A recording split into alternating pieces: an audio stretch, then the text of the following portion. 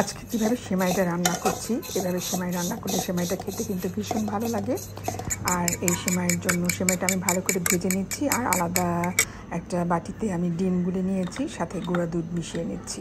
ডিম আর গুঁড়া দুধ ভালো করে মিশিয়ে নিয়ে এখন আমি এই সেমাইটা ভাজা ভাজা হলে সেমাইটার উপরে দিয়ে দিব এবং ভালো করে নেড়ে চেড়ে দিব।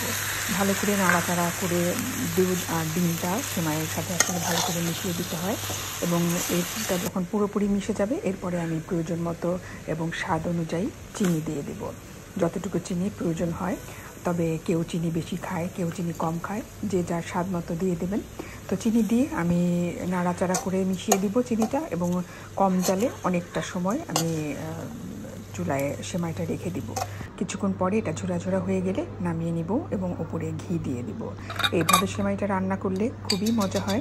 ডিম যত বেশি দেওয়া হয় তত সেমাইয়ের টেস্টটা তত বেশি হয়। এবারে ঘি দিয়ে দিচ্ছি, আর সাথে দিয়ে দিব কালো কিশমিশ আর লাল কিশমিশ। তো হয়ে গেল আমার মজাদার একটা সেমাই।